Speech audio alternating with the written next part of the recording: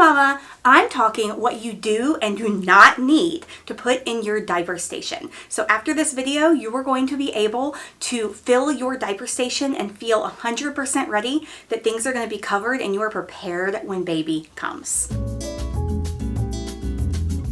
I'm Katie Huey Harrison, founder and editor-in-chief of Undefining Motherhood.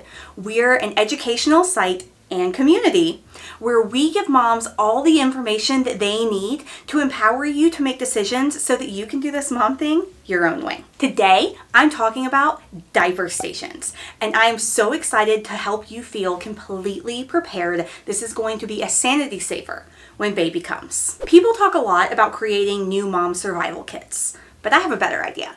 How about instead of rounding everything up into one big pile that we keep, I don't know, in bags somewhere in our house, instead we create 4 separate stations with exactly what you need, where you need it, to make your life easier when baby comes. And if you plan to breastfeed, 5 stations. And I'll talk you through all of them in the coming weeks. Now, if you're using Expecting and Organized, our pregnancy and new baby planner, then you already have all of the details, the down low, everything you need to know about these stations at your fingertips. If not, I'll drop the link in the description below. In the coming weeks, I'm going to walk you through setting up 4 stations that you need to have set up around your house so that bringing baby home will be as easy a transition as possible. And believe me, you want to do all you can to prepare.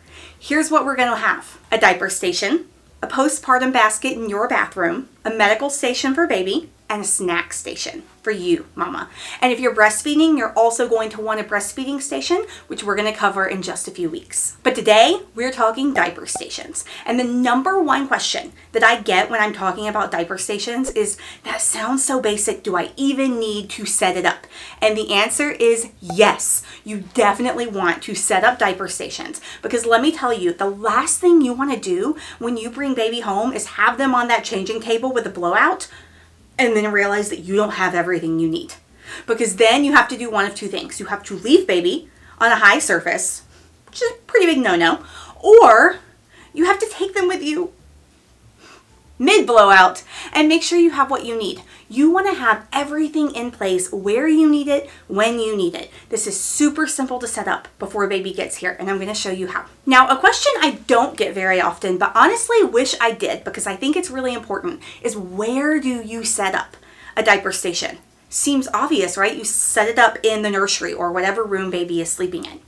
And yes, that is true. You definitely want a diaper station wherever baby is sleeping. But what we don't talk about enough is how you might also want one somewhere else in your house. It really depends on the layout of your home and how you use it. So in my home, my living room is where we spend the most time, and that's not on the same level of the house as the nursery, which I'm in right now. So I have my diaper station here that I'm going to show you in the nursery. I have the exact same setup in my living room, so I'm able to access it whenever I need to. I don't want to run up and down the stairs every time I have to change baby. So I love having a diaper station in the 2 rooms where she's going to spend the most time. I did the same thing with my son and it worked wonders. Obviously, if you're in a smaller home and you don't have stairs, that's probably not as necessary. But if your rooms are far apart in a long or wide house, or if you have stairs between where you'll spend the most time and where baby will sleep, I strongly suggest getting 2 diaper stations set up. So what do you include in a diaper station? Let me show you because it's super simple. The first thing that you're going to need is somewhere for baby to lie.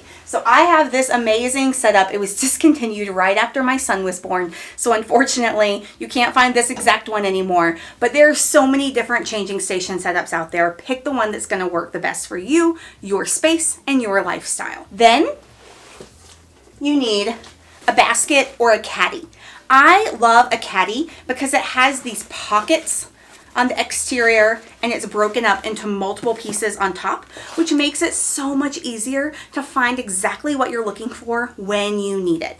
I love keeping wipes on this outer pocket because then I can just open the wipe container and I can always pull them out. You're using diapers so often with a baby, especially a newborn baby, that you don't have to worry about your wipes drying out. They're not going to. You're going to be running through them. So I really love this particular setup. You don't need anything fancy. Some people love doing fancier things, finding cute little baskets. If it's going to make you feel better to have your home look good and like HGTV, then mama, do it.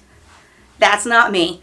I love a simple, organized little caddy where I can keep up with what I need. After you have your caddy and your place to change baby, you only need a few things in this station. Diapers. Oh my God, I can't believe how cute and tiny these diapers are.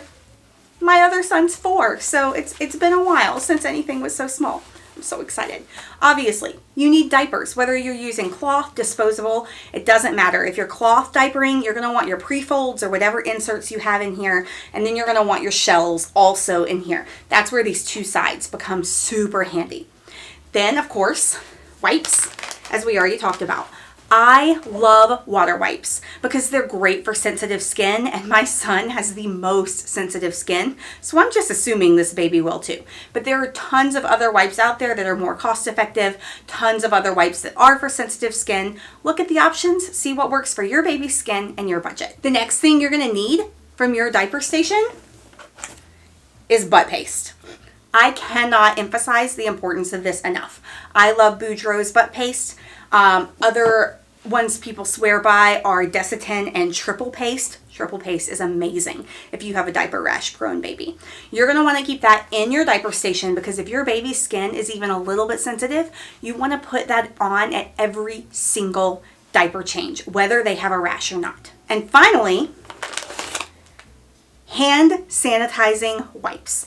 Now, I know most people don't think of hand sanitizing wipes as being part of a diaper station, but you want to clean your hands every time you change your baby's diaper. And if you're going to have that diaper cream or butt paste stuck to your hands because it's really thick and greasy, you want to be able to wipe and not have like a pump or a gel as your hand sanitizer. So these things are amazing. The least expensive ones I've found are by Wet Ones. I bet there are even less expensive ones out there. I love the ones from Honest Company. Now there are 2 optional things that I want to talk to you about for your diaper stations. Number 1, diaper creams. These are not just the Desitin, the Boudreaux's butt paste, whatever it is you use on your baby to keep their skin protected. These are the things you use if they develop a diaper rash.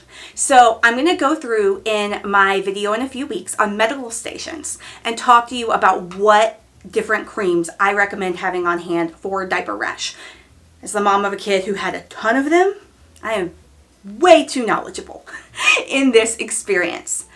Whether you keep them at your station is completely up to you. I prefer keeping them in a medical kit elsewhere in the house, so I only have to go get them when I need them. Then I'll leave them at the station for the duration of that rash, put them back, and bring them back out when I need them again. This works especially well for me because we do have 2 changing stations in our house. If we only had 1, I would probably just leave all of this tucked in the pockets of my diaper caddy. So the last thing that you might want to consider in your diaper station, and this is going to depend on you and your family's specific circumstances. If you're circumcising a baby, then you're going to want to have Vaseline and gauze.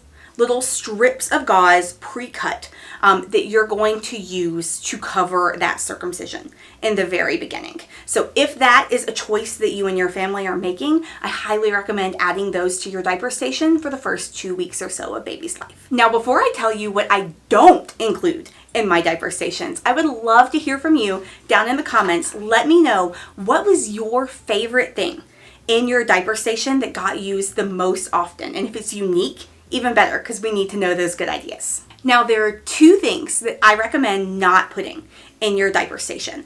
Obviously, what you do and don't put on your diaper station depends on you and your lifestyle and your parenting choices. But I'll tell you why I don't recommend either of these, and then you can decide what works for you. The first one that you probably hear the most often for things you don't actually need is a wipe warmer. Now, it's true. There are babies out there who will scream bloody murder unless their wipes are warm, and if you have one of those, Do what saves your sanity. But most of us don't have that baby. And here's why I don't love wipe warmers. If your baby is okay with regular wipes, or even can learn to be okay with regular wipes, room temperature wipes, your life is going to be so much easier, because you want to be able to take that baby out, to not pack that warmer going on vacation, to not take it with you to the grocery store. You can't take a wipe warmer to the grocery store. You're going to take your baby places where you need to change them, and you're not going to have warm wipes available. So if at all possible, I suggest keeping it basic at home and just pulling the wipes straight out of the bag. The second common item that I recommend not having in your diaper station is a diaper cream spatula.